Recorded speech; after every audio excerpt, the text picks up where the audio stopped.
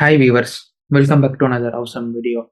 நான் ஸ்கூல் படிக்கும்போது என்னுடைய வாத்தியார்கள் ஒரு பாப்புலரான ஸ்டேட்மெண்ட்டை சொல்லுவாங்க. அடுத்த உலக போர் ஒண்ணு வருது அப்படின்னா, அது தண்ணிக்காக தான் இருக்கும் அப்படின்னு சொல்லுவாங்க.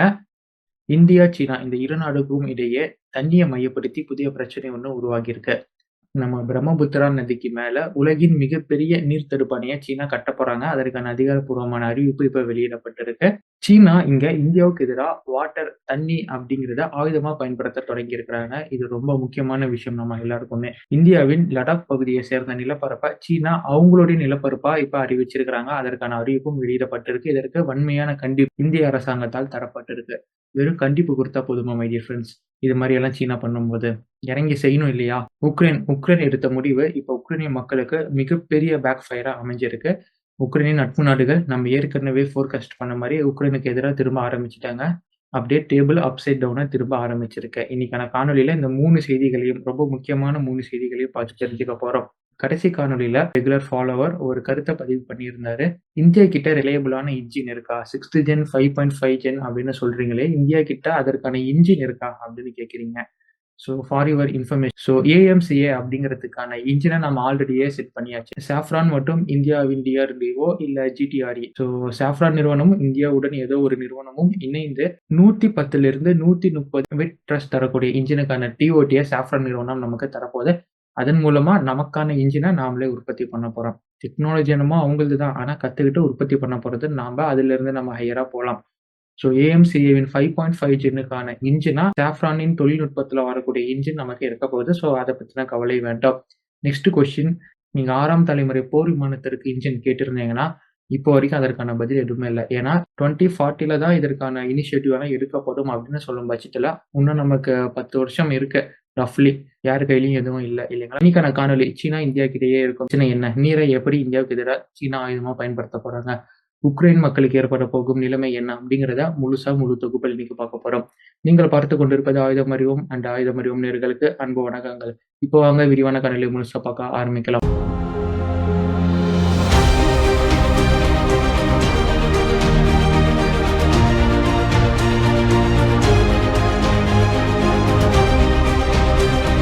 மீண்டும் சீனா இந்தியாவை ப்ரோவோக் பண்ணும் வேலையில இறங்கியிருக்கிறாங்க. ஆனா இந்த வாட்டி அவங்க வீரர்களை கொண்டு ப்ரோவோக் பண்ணல. அவங்களுடைய கட்டுமான தொழில்நுட்பத்தை கொண்டு நம்மளே ப்ரோவோக் பண்ணியிருக்கிறாங்க. சீனா உலகின் மிகப்பெரிய டேமை இந்தியாவின் எல்லைக்கு அருகில கட்ட போறாங்க. ஏற்கனவே சீனாவின் டேம் தான் உலகின் மிகப்பெரிய டேமா இருந்துகிட்டு வருது. 3 ஜார்ஜஸ் டேம் இல்ல 3 கார்கஸ் டேம் அப்படின்னு நீங்க கேள்விப்பட்டிருப்பீங்க. இந்த 3 ஜார்ஜஸ் டேம் தான் உலகின் மிகப்பெரிய டேமா அறியப்பட்டுக்கிட்டு வருது. ஈவன் மனிதர்களால் கட்டப்பட்ட ஒரு சில கட்டுமானங்கள் ஸ்பேஸ்ல இருந்து பார்த்தா கூட தெரியுங்கிறதுல இந்த சீனாவின் கட்டுமான தொழில்நுட்பத்தில் உருவான 3 ஜார்ஜஸ் டேமும் ஒன்று. ஆனா இந்த டேம்னால ஏற்கனவே பூமியின் சுழற்சியில சில மாறுபாடுகள் ஏற்பட்டிருக்கு. டெக்டானிக் பிளேட்ஸ் அஃபெக்ட் ஆகும் பல ஆராய்ச்சியாளர்களின் முடிவுகள் சொல்லிக்கிட்டு இருக்கு. இதை விட பெரிய டேமை சீனா இப்ப திபெத்ல கட்ட முடிவு பண்ணியிருக்கிறாங்க. டிசம்பர் 27, 2024 இந்த டேமை கட்டுவதற்கான ஒப்புதல் சீனா அரசால் அதிகாரப்பூர்வமா தரப்பட்டிருக்கு. They are started to construct the dam. இந்த டேம் ஆனது திபெத் பள்ளத்தாக்கின் யார்லுங் ஜாங்போங்கிற ஆற்றுக்கு நடுவே கட்டப்பட இருக்கு. இந்த ஆற்றை தான் நம்ம பிரம்மபுத்திரா நதி அப்படின்னு சொல்றோம். திபெத் பள்ளத்தாக்குல ஓடும் ஆர்லுங் ஜாம்போங்கிற நதி ஒரு பெரிய ஹைஃப்ளோ யூட்டனை எடுத்து தான் இந்தியாவின் அருணாச்சல பிரதேசத்துக்குள்ள நுழையும். அப்படி நுழையும் போது இந்த நதியை நம்ம பிரம்மபுத்திரா நதி அப்படின்னு கூப்பிடுறோம். இப்படி இந்தியா வழியா வரும் யார்லுங் ஜாம்போ நதி பிரம்மபுத்திராவா மாறி இங்க இருந்து பங்களாதேஷுக்கு போகும். அண்ட் பங்களாதேஷ்ல இருந்து பே ஆஃப் பெங்கால் கடல்ல கலக்கும். இப்ப சீனர்கள் கட்டப்பட இருக்கும் இந்த டேம் அந்த ஹைஃப்ளோ யூட்டனுக்கு முன்னாடி, எக்ஸாக்டா சொல்லணும்னா இந்தியாவுக்கு வரத்துக்கு முன்னாடி சீனர்கள் இந்த டேமை கட்ட இருக்காங்க. இதற்காக சுமார் 1 ட்ரில்லியன் யுவான் டாலர் மதிப்புல 137 பில்லியன் டாலரா அலோகேட் பண்ணியிருக்கிறாங்க சீனர்கள். எதற்காக புதிதாக பிரம்மபுத்திரா நதிக்கு மேல சீனா இது மாதிரி ஒரு டேமை கட்டுறாங்க அப்படின்னு பார்த்தா, இதற்கான சீனாவின் பதிலா இருப்பது ஹைட்ரோ எலக்ட்ரிக் பவர் ஜெனரேஷன். ஆனா இங்க எனக்கு ஒரு கேள்வி வருது. சுமார் 300 billion kilowatt per hour electricity per year இவங்கனால இந்த கட்டப்போகும் டேம்ல இருந்து ப்ரொடியூஸ் பண்ண முடியும். இதை கொண்டு 300 மில்லியன் மக்களின் எலக்ட்ரிசிட்டி தேவையை சீனா பூர்த்தி பண்ணும். அப்ப இவ்வளவு எலக்ட்ரிசிட்டி சீனாவுக்கு தட்டுப்பாடா இருக்கா? இல்ல இவ்வளவு எலக்ட்ரிசிட்டி தேவையான்னு பார்த்தா ரெண்டுமே இல்லை. ஏற்கனவே சீனா பயன்பாட்டில் இருக்கும் டேம்களை கொண்டு போதுமான எலக்ட்ரிசிட்டி இவங்கனால உருவாக்க பண்ண முடியும். அப்படி உருவாக்கி யூஸ் பண்ணிட்டு இருக்கிறாங்க. அப்ப இந்த டேம் கட்டுவதின் நோக்கம் என்ன அப்படின்னு கேட்டீங்கன்னா, பிரம்மபுத்திரா நதியை நமக்கு எதிரான ஆயுதமா பயன்படுத்ததான். டேம்கள கொண்டு தண்ணீய அடைக்கவும் முடியும். அது மூலியமா வறட்சிய உருவாக்கவும் முடியும். அதேபோல அளவு கடந்த தண்ணீய திறந்து விட்டு வெள்ளப்பெருக்க ஏற்படுத்தவும் முடியும். இந்த நதி ஒரு இடத்துல யூ டர்ன் எடுத்து கீழ் வருதுன்னு நான் சொல்லியிருந்தேன். அப்படி கீழ் வரும் வழி எல்லாமே லோ ரீச்சஸ் தாழ்வான பகுதிகள் அப்படின்னு சொல்லலாம். மலையிலிருந்து கீழ் இறங்கி வரக்கூடிய தாழ்வான பகுதிகள். இந்த நதிக்கு அருகாமையில இந்த நதி ஆதாரமா கொண்டு கரையில வாழக்கூடிய மக்களுக்கு சீனாவின் முடிவு ரொம்ப ஆபத்தா முடியக்கூடிய முடிவாவும் இருக்கு. ஆனா சீனர்கள் என்ன சொல்றாங்கன்னா, நாங்க அது மாதிரிலாம் பண்ண மாட்டோம். இந்த லோ ரீச்சஸ நாங்க ரொம்ப கேர்ஃபுல்லா ஹேண்டில் பண்ணுவோம். இதுல ஏதாச்சும் பிரச்சனை வரும் பட்சத்துல இந்த நதி எந்தெந்த நாட்டு வழியா அந்த நாட்டுக்கு தேவையான முன்னெச்சரிக்கை நடவடிக்கைகள நாங்க சொல்லுவோம். மெசேஜஸ நாங்க கொடுப்போம். இந்த டேம் கட்டுவதனால இந்த நதிய ஆதாரமா கொண்டு வாழும் மக்களுக்கு எந்த ஆபத்தும் வராது. வி வில் கண்ட்ரோல் ஸ்டேட்மெண்ட்ட சீனா சொல்றாங்க. இத நம்ப முடியுமா, நம்ப முடியாதா அப்படிங்கிறதெல்லாம் 2வது பட்சம். இவங்கனால செயற்கையா ட்ராட் அண்ட் ஃப்ளட்ட கட்டப்போகும் டேம கொண்டு ஏற்படுத்த முடியும். பேச்சுவாக்குல இத நான் சொல்லலங்க. ஏற்கனவே தண்ணீர் ஆயுதமா பல நாடுகளுக்கு எதிரா சீனா பயன்படுத்தியிருக்காங்க. My dear friends, south east ஏசியால 11 டேம்கள ஒரே ஆற்றுக்கு நடுவுல இவங்க கட்டியிருக்கிறாங்க. மெக்காங் ஆற்றின் அப்பர் ரீச்ல சீனா இந்த 11 டேம கட்டியிருக்கிறாங்க. ஸோ இந்த dam same as Brahmaputra. Upper ரிச்சுக்கு மேல தான் அவங்களுடைய டேம் இங்கே கட்டப்பட்டிருக்கு. இந்த ஆறு சீனா உட்பட Thailand, Laos, Cambodia, Myanmar and Vietnam போன்ற நாடுகளை கடந்து போகுது. 2020ல இந்த டேமை பயன்படுத்தி தண்ணியை பிளாக் பண்ணி தாய்லாந்து மற்றும் லாவோஸ், கம்போடியா அண்ட் வியட்நாம் போன்ற நாடுகளை செயற்கை வறட்சியை உருவாக்கியிருக்கிறாங்க சீனா. அதே மாதிரி 2019ல மெக்காங் டேமை திறந்து விட்டு அளவு கடந்த நீரை வெளியேற்றி தாய்லாந்து மற்றும் லாவோஸ்ல வெள்ளப்பெருக்கை ஏற்படுத்தி அங்க இருக்கும் கரையோரமா வரும் மக்களுக்கு பெரிய ஆபத்தை உருவாக்கி இருக்கிறாங்க. இது மாதிரி உபரி நீர் திறக்கிறதுக்கு முன்னாடி ஒரு வெள்ள அபாய எச்சரிக்கை கொடுக்கணும். ஆனா இந்த இடத்துல அவங்க எந்த முன்னெச்சரிக்கை நடவடிக்கையும் மேற்கொள்ளாம பெரிய வெள்ளப்பெருக்கை ஏற்படுத்தியிருக்காங்க. இதனால தாய்லாந்து மற்றும் லாவோஸ் நாடுகளுக்கு பல மில்லியனுக்கான பொருளாதார சேதம் ஏற்பட்டிருக்கு. ஸோ ஏற்கனவே நீரை ஆயுதமா பயன்படுத்திய ஒரு நாடு மீண்டும் இம்முறை இந்தியாவுக்கு எதிராக பயன்படுத்தாது அப்படிங்கிறதுக்கு என்ன ஆதாரம்? இப்ப பிரம்மபுத்திரா நதிக்கு மேல் கட்டப்போகும் டேமும் இந்தியாவுக்கு இதே அச்சுறுத்தலை தான் தரப்போகுது. பவர் ஜெனரேஷன் அப்படிங்கிறதெல்லாம் சும்மா கதை. ஏற்கனவே சைனாக்கு இந்த அருணாச்சல் பிரதேசத்து மேல ஒரு கண்ணு. அவங்களுடைய பகுதி இந்த அருணாச்சலம் அப்படின்னு சொல்லி 30க்கும் மேற்பட்ட அருணாச்சல நிலப்பரப்புகள்ல அவங்களுக்கான பேரை சூட்டி அவங்க அதை டிக்ளேர் பண்ணி கூப்பிட்டுட்டு இருக்கிறாங்க. இதற்கு மத்தியில அருணாச்சல பிரதேசத்திற்கு மேல ஒரு டேமை கட்டுறாங்க அப்படின்னா தி situation is getting வர்சர் my dear friends. அவ்வளவுதான் என்னால சொல்ல முடியும். லடாக் மற்றும் டிப்சாங் வேலியில இரு நாடுகளும் சுமூகமா தன் படைகளை பின்வாங்கினதை தொடர்ந்து டென்ஷன் குறைஞ்சிருச்சுன்னு இருந்தா மீண்டும் பிரச்சனை கிளப்பியிருக்காங்க இந்த சீனர்கள். சீனாவின் north west Xinjiang autonomous region ஆன ஹியான் அண்ட் ஹீகாங்க 2 கண்ட்ரியா இப்ப சீன அரசாங்கம் அறிவிச்சிருக்கிறாங்க. இது ஜனவரி 3ஆம் தேதி நடந்த சம்பவம். இதுல என்ன பிரச்சனைனா ஹீகாங் அண்ட் ஹியான் 2மே ஹாட்டான் அப்படிங்கிற மாகாணத்துக்குள்ள சீனாவின் மாகாணத்துக்குள்ள வரக்கூடியது. இந்த ஹாட்டான நாம கோட்டான் அப்படின்னு சொல்லுவோம். இந்த ஹோட்டான்னு அழைக்கக்கூடிய கோட்டான்ல என்ன பிரச்சனைனா இந்தியா, சீனா 2 பேருமே கிளைம் பண்ணிட்டு இருக்கும் டிஸ்பியூட் பகுதியான அச்சை சீனாவின் பகுதிகளும் ஹாட்டான்னு கன்சிடர் பண்ணி ஹீகாங் அண்ட் ஹியான்ல சேர்த்து அறிவிச்சிருக்காங்க இந்த சீனர்கள். எப்படிப்பட்ட வேலையை பண்ணியிருக்காங்க பாத்தீங்களா? 2 நாடுகளும் சொந்தம் கொண்டாடக்கூடிய இடங்கள் 2 பேருக்குமே இப்ப சொந்தம் இல்லாதது. பிகாஸ் அது ஒரு பிரச்சனைக்குரிய சர்ச்சைக்குரிய ஏரியாவா இருக்கு.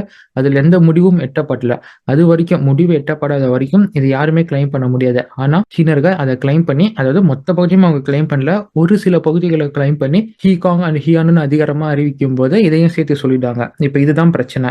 இப்ப இந்த அக்சேஷின் அப்படிங்கிற டிஸ்பியூட் ஏரியாவை சீனா எப்படி அதிகாரப்பூர்வமா அவங்க பகுதின்னு அறிவிக்கலாம் அப்படின்னு இப்ப நம்மளுடைய எம்இஏ கேள்வி எழுப்புறாங்க.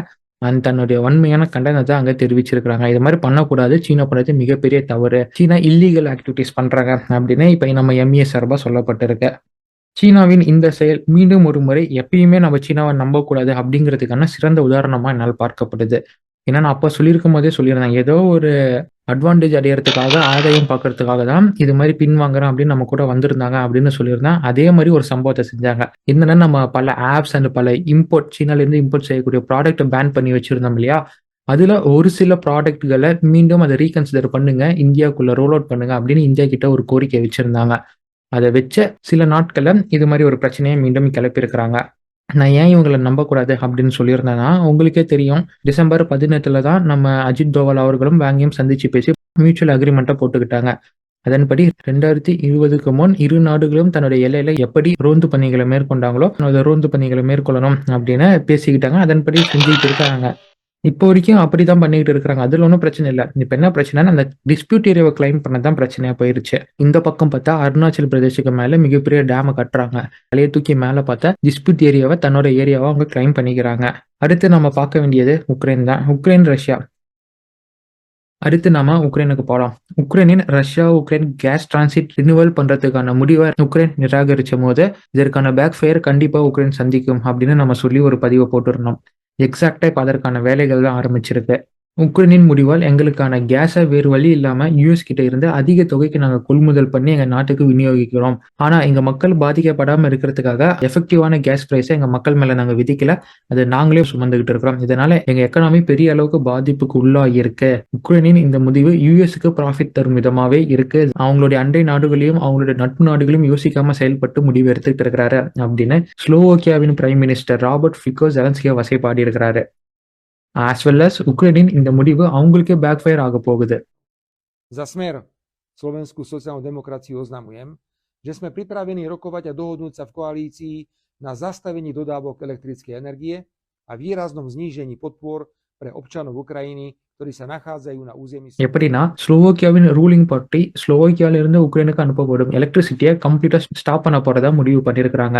இந்த ஒரு செய்தி உக்ரைனுக்கு இடி விழுந்த மாதிரி இருக்கும். பிகாஸ் ஏற்கனவே ரஷ்யா உக்ரைன் போறனால முக்காவாசியான பவர் பிளான்ட், பவர் ஸ்டேஷன்ஸ் எல்லாம் ரஷ்யா தன்னோட தாக்குதலை அழிச்சிட்டாங்க. உக்ரைனால செல்ஃப் சஃபிஷியண்டா அவங்க மக்களுக்கு தேவையான எலக்ட்ரிசிட்டியை ஃபுல்ஃபில் பண்ண முடியாது. இதன் காரணமா மத்த இது மாதிரி அண்டை நாடுகள்கிட்ட இருந்து தான் அவங்க எலக்ட்ரிசிட்டியை வாங்கி அவங்க மக்களுக்கு விநியோகம் பண்றாங்க. இப்ப ஸ்லோவாக்கியா இது மாதிரி நான் எலக்ட்ரிசிட்டி கொடுக்க மாட்டேன், நீ கேஸ் கொடுத்தா தான் எலக்ட்ரிசிட்டி கொடுப்பேன் அப்படிங்கிற ஒரு மிரட்டலுக்கு வரும்போது, இதே மாதிரி பாதிக்கப்பட்ட நாடுகளும் இந்த முடிவை எடுக்க இந்த ஒரு ஸ்லோவாக்கியாவின் இந்த செயல் தூண்டும் விதமா அமையும். இது உக்ரைனுக்கு இன்னும் பெரிய சிக்கலை ஏற்படுத்தக்கூடியது. இது இல்லாம உக்ரைனியர்களுக்கான முக்கியத்துவம் ஸ்லோவாக்கியாவில் நீக்கப்படும் அப்படின்னு சொல்லியிருக்கிறாங்க. எது மாதிரியான முக்கியத்துவம்னா அவங்களுக்கு கொடுக்கப்படும் ரேஷன்ஸ் அண்ட் ரேசிசம் அதிகமாகலாம். ஸ்லோவாக்கியால இருக்கும் உக்ரைனியர்கள், அகதிகளா இருக்கிற உக்ரைனியர்கள் வேற நாட்டு கூட நாடு கடத்தப்படலாம். இது மாதிரியான செயல்கள் எடுக்கப்படலாம். அதுதான் அவர் ஒரே வாரத்துல இம்பார்ட்டன்ஸ் நீக்கப்படும் அப்படின்னு அவர் சொல்லியிருக்கிறாரு. போர் ஆரம்பிச்ச போது பல நாடுகளும் உக்ரைன் இருக்கும் மக்களை நாங்க அகதிகளை ஏத்துக்கிறோம், அவங்களுக்கான முக்கியத்துவம் கொடுக்குறோம், எங்க நாட்டு பிரஜை போல நாங்க பாத்துக்கிறோம்னு அவங்க சொன்னாங்க. ஆனா இப்ப உக்ரைனின் செயல் உக்ரைனியர்களை பெரிய அளவுக்கு பாதிப்புக்குள்ளாக்க போகுது அப்படிங்கிறது மட்டும் நமக்கு நிதர்சனமா தெரியும், உண்மையா இருக்கு. ஸ்லோவாக்கியா பிரைம் மினிஸ்டரின் இந்த பேச்சினால உதவி பண்ணிட்டு இருக்க நாடுகளின் மைண்ட் செட் அப்படியே அப்சைட் டவுனா திரும்புறதையும் நம்மளால பார்க்க முடியுது. இந்த சினாரியா இன்னும் அதிகரிக்கும் பட்சத்துல இந்த போர்க்களமே அப்படியே அப்சைட் டவுனா கூட மாறலாம். இது ஜெலன்ஸ்கி எடுத்த ஒரு தவறான முடிவால் மொத்த உக்ரைனியர்களும், உக்ரைன்ல இருந்தாலும் சரி இல்ல அண்டை நாடுகள் இருக்கும் உக்ரைனியர்களா இருந்தாலும் சரி, அவங்களுக்கு மிகப்பெரிய பாதிப்பு தரப்போகுது அப்படிங்கிறத மட்டும் ஃபிகோவின் பேச்சில இருந்து என்னால உணர முடியுது. இன்னைக்கான காணொலி அப்படின்னு பாத்தீங்கன்னா இதுதான் மக்களே. ஒண்ணு சீனா இந்தியா அந்த புது பிரச்சனையை பத்தி நம்ம டிஸ்கஸ் பண்ணியிருக்கிறோம். அண்ட் ஜெலன்ஸ்கியின் முடிவு அவங்க மக்களை எப்படி பாதிப்பு உள்ளாக்க போகுது அப்படிங்கிறதையும் பதிவு பண்ணியிருக்கிறோம். சேனலுடைய ப்ரொஃபைல் செக்ஷன் போய் பாருங்க, எது மாதிரியான வீடியோக்கள் போட்டிருக்கோம் அப்படின்னு. Most crucial Indian defence updates எல்லாத்தையுமே நம்ம கவர் பண்ணி நம்ம சேனலில் போட்டுக்கிட்டு இருப்போம். ஸோ இந்தியன் டிஃபென்ஸ் பற்றின உங்களுக்கு ஒரு புரிதல் அப்டேட்ஸ் வேணும்னா நம்ம சேனலை ஃபாலோ பண்ணிக்கலாம். இந்த ஒரு கமெண்ட்டுடன் இன்னைக்கான காணொலியை நான் வைண்ட் அப் பண்ணிக்கிறேன். Until it's signing off from ஆயுதம் அறிவோம். Stay tune for next video. நன்றி, வணக்கம்.